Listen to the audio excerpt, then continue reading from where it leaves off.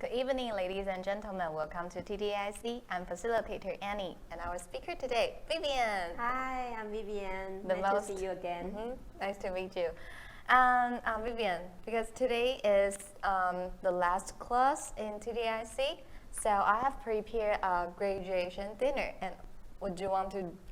I would like to invite you to join us. Sure. Okay.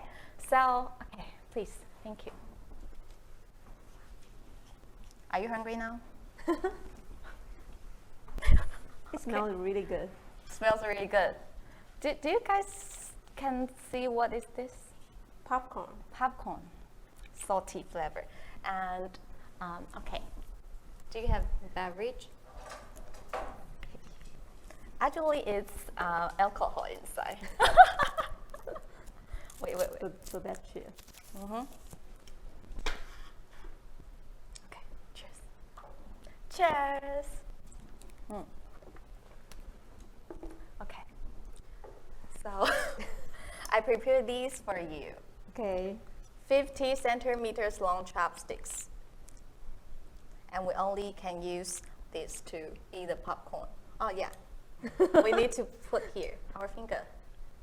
The difficult part. Okay. So because our class schedule is quite tight, so we only have 1 minute to eat the popcorn.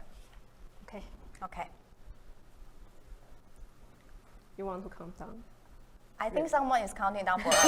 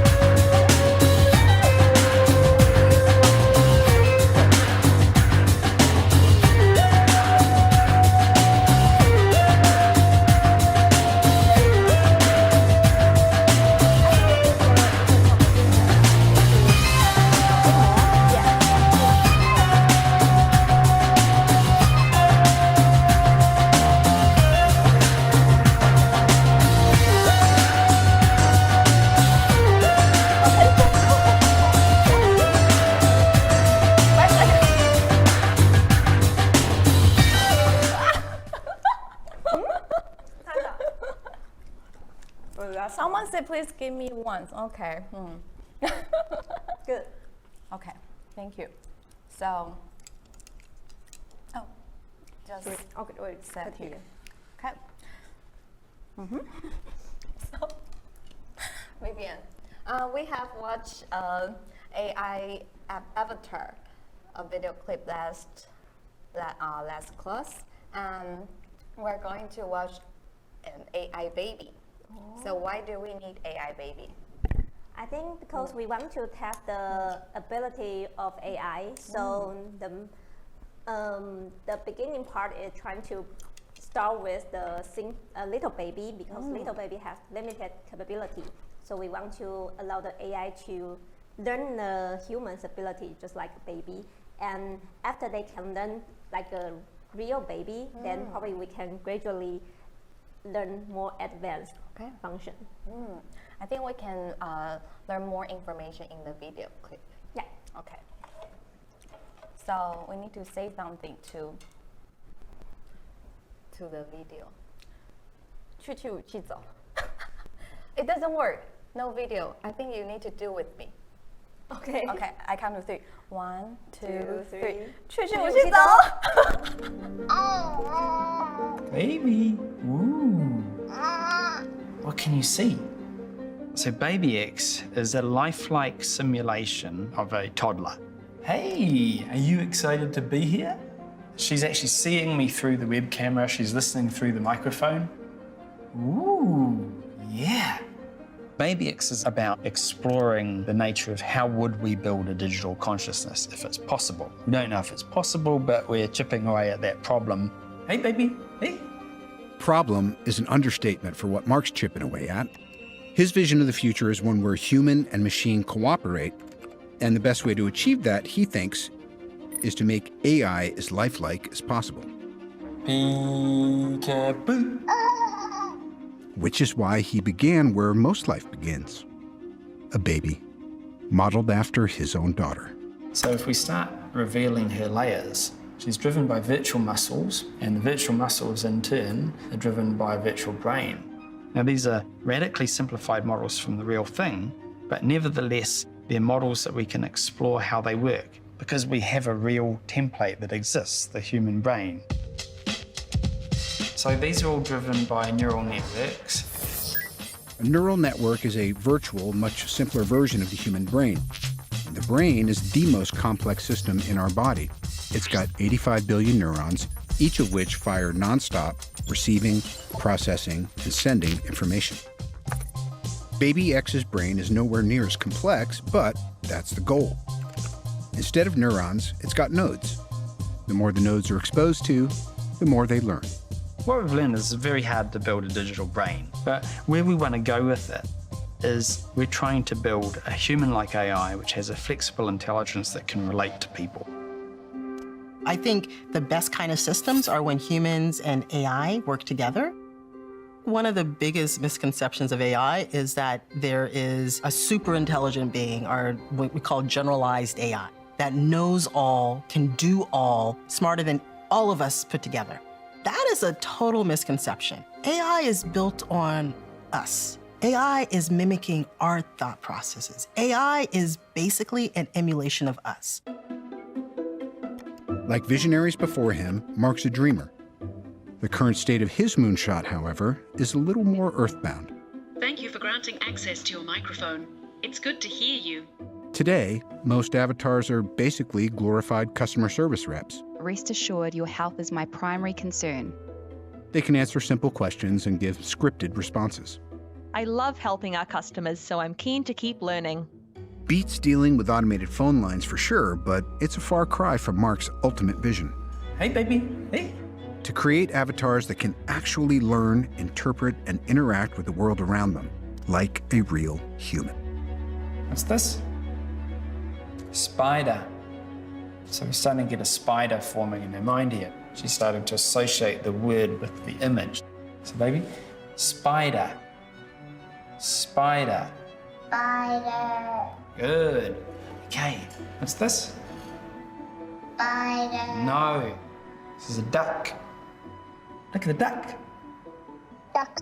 Yeah.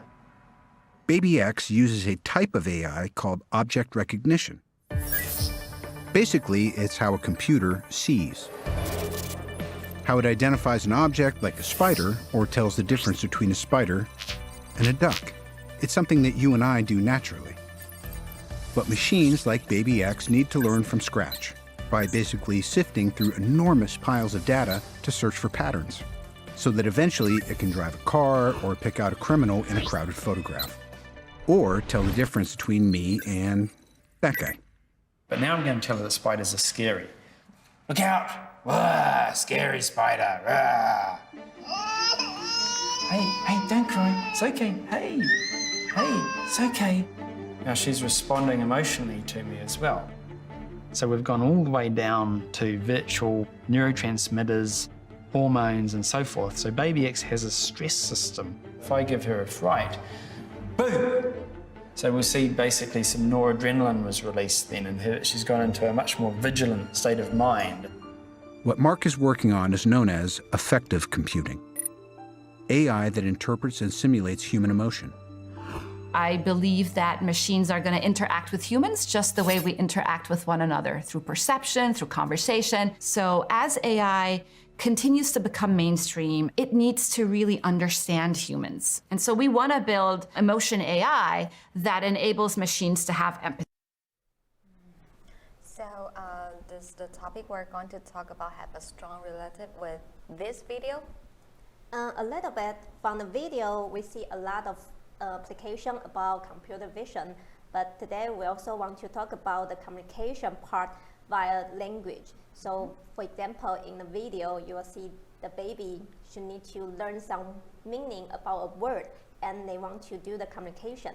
So we are going to talk about how we can use computer to know the meaning for different language. Okay. So this is today's outline. We will have 4 parts, and I will start with the first part. The first part is about word representation basics. So let's review the previous machine learning function. Our classification task is to identify the function which can learn a mapping from X to Y. For example, if the input is a video or an image, you can try to map this image into a specific class. For example, this is a dog or this is a cat. So Y is the class you want to map to. So from this classification task, usually we want to learn this mapping from the X space into Y space. For example, your X could be an n-dimensional vector, and your output can be an m-dimensional vector. M means the number of class you need to consider. So usually in this machine learning field, which will assume both X and Y can be represented as a fixed size vector. For example, you need to predefine the number of n and number of m in your model. Then you can learn this mapping to map the vector X to the vector Y. For example, you want to classify this sentence as the positive sentence or the negative sentence. For example, this is awesome. We want to predict this is a positive, and it sucks. We want to predict this is a negative one. So in the left-hand side is your X, and the right-hand side is your Y. So Y could be the label. You can be the positive or negative or neutral, but the left-hand side is the sentence. However, this is a very important question is, how can we represent the meaning of word in your left-hand side? If your input include a whole sentence, multiple words, how can we allow the machine to read this sentence? That's why we need to use meaning representation. This is try to allow the machine to read the meaning about a word. What do you mean? What's the definition of meaning? Usually, the idea is represented by a word or a phrase or some concept. If a person wants to express using words or signs, you can identify it as a meaning, and also other ways you can also identify it as meaning. So our goal is we want to have a word representation that can capture the relationship between words. For example, these 2 words has the same meaning. We want to have the model, have the machine to know that. So we will introduce the several approach in the background, and for the classical way and also more advanced way. So first of all, we call knowledge-based representation. For example, you can have a dictionary defined by experts. For this dictionary, you can see they have the relationship between different words. For example, in this illustration, you will see go-kart or motor vehicle and motor car. And the relationship between these 2 concepts will be the hierarchical relation. So this is a motor vehicle, and the 3 type of car could be the motor vehicle. So if you know this relationship defined in this knowledge, we can directly utilize this knowledge and to utilize the relation defined in this knowledge to represent the words. For example, if we have a word here and a word here, then we know the distance between these 2 words is equal to 1. So probably they are more related compared to this word and this word, like because they have the distance between these 2 words is equal to 2. So based on this knowledge, probably we can learn some relationship between words. However, this has a lot of issues. For example, if we have a new words, sometimes there are a lot of newly invented words. And in this way, you do not have a word predefined in your dictionary. then you do not have the relationship between this word and others. And sometimes this knowledge is a little bit subjective because it's defined by a specific expert. Probably it may not be that general. And also you need a notation effort. You need to allow the expert to make this available. And also sometimes it's very difficult to compute the relationship between words. For example, this two word has the distance 2, and this two word has also distance 2, but the relation between these two pairs are totally different. So that's why currently we move to corpus-based representation, because we don't want to rely on the knowledge which is defined by an expert. We want to directly learn from the data. We can directly collect a lot of data and try to utilize this data to learn the representation. So this one-card representation is the very basic approach to represent word meaning for a machine. It's very simple. You just need to prepare a dictionary. For example, your dictionary contains like 100 words. So you just prepare 100 dimension vector. And this one, for example, this card, this word will be the 7th words in the dictionary. Then you just use this dimension to indicate these words. Okay? So in this example, any word, if this word is in your dictionary, you can utilize this vector to represent any word in your dictionary. But in this one-card representation, there's also another issue. Here, it's also difficult to compute the word similarity. For example, the word car and the word motorcycle. These two words, they will have like different dimension equal to 1.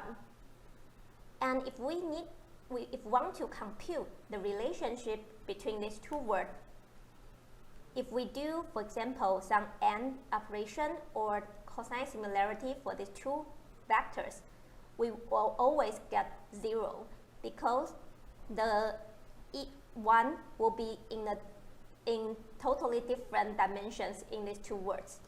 So we cannot capture the relationship like similarity between these two words.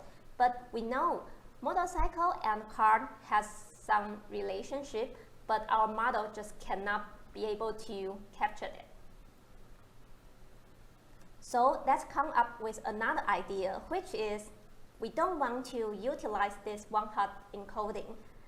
Our idea is we think if these two words have some similar meaning, they will have similar neighbors. For example, car and motorcycle, they can be, people can ride car or ride a motorcycle. So they will have very similar neighbors in the data. If we can capture the similar neighbor, probably we can capture these two words have similar meanings. Mm-hmm. So let's build up a occurrence matrix. So for example, you can define the neighbor. For example, you can have very strict definition or very flexible definition. You can allow, if these two words appear in the same document, then they can be a neighbor, or they should be next to each other, or they should be close to each other. So if you define a full document as a co-occurrence neighbor, then you will have more, you will capture some general topics. For example, this is a very well-known approach which is trying to capture the topics for natural language. For example, if you use this way to model the text, you probably will get the information about, this is a financial document and that one is the political document. And the word used in financial document and the word used in another type of document will be totally different. But if you have more strict definition about the neighbor, you will have another different scenario. For example, you can capture the syntactic or semantic relationship between words.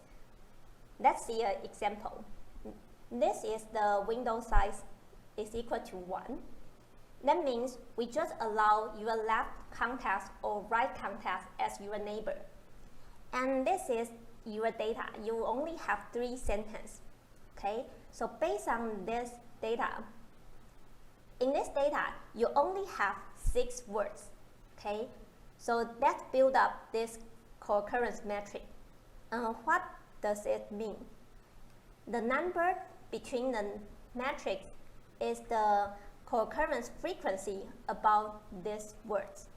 For example, 2 means I and love co-occurrence twice in this data set because there are 2 sentences I love. So we have 2 here and others so on. Why we want to build up this matrix? Because, for example, love and enjoy, they may have some relationship between the 2 words, right? So how can we capture the relationship between these 2 words? We just utilize these 2 vectors. Then utilize these 2 vectors, we will automatically have some similarity, larger than 0, because they will also have very similar neighbors, like I, because I can be a neighbor of love, and also I can be a neighbor of enjoy. So they will automatically get, oh, these 2 words have some relationship. So for utilize this approach, we can build up the co-occurrence and trying to model the representation for each word. But it also has some issues. Like in this scenario, we know that if we have a large dictionary, the matrix will be very, very large. And usually, most of the items in this matrix are equal to 0. So this is a sparse matrix. So this will not be a good thing for a machine, because for a machine, we want the information will be dense and the machine can capture more information utilized in the vector space. So another idea is we're trying to build up a low-dimensional dense word vector instead of high-dimensional sparse vector. And how to do that? The simple idea is from the previous matrix, we just reduce the dimension. So this is a very simple approach to do dimension reduction. It's called SVD. The idea is we just build up another metric to approximate the original metric and utilize this reduced dimension as the refined version. And we can reduce the previous dimension, for example, from 1000 to maybe 100. So this is the result. For example, you will see dog and cat, they will have very similar vector after dimension reduction. And if we visualize the words, they will also see some syntactic relation. For example, this group, they will have different tense for take, for the same word, take. So it means it works, and we can directly utilize the co-occurrence metric and reduce the dimension to build up this dense word vector. However, this dimension reduction approach will take a lot of computation power, and also it's very difficult to add new words, because if you add a new word or new data, the whole metric will be changed. So you need to do the computation again. So let's come up with the current approach. We just directly learn a low-dimensional word vector. Actually, this idea comes from a long time ago, but most recently, 2 approaches, word to vec and globe, are the most popular approach to do word embedding. Why we call it word embedding? Because we want to have low-dimensional word vector, right? Previously, we do the high-dimensional word vector and do the dimension reduction, but this approach are different. Our approach here is we just prepare a low-dimensional space and directly embed word in this space. So that's why this is called word embedding. We want to directly learn the vector for each word. So this is a learning-based approach. Utilize this learning-based approach, we will have a lot of benefit. For example, because each word can be learned as a vector in the middle, so if we utilize this vector to represent each word and build up as additional network to do the final task. For example, this task could be predict this sentence is positive or negative. And originally, we can only train the parameter here. But if we combine with word embedding, we can directly train information here and all word embedding information together. So they will automatically optimize to your task. So this is a very important benefit to utilize word embeddings in the deep learning paradigm. So for this first part, we will already talk about the history of word representation from the knowledge base and also corpus base. And the next part, we will talk about the word embeddings.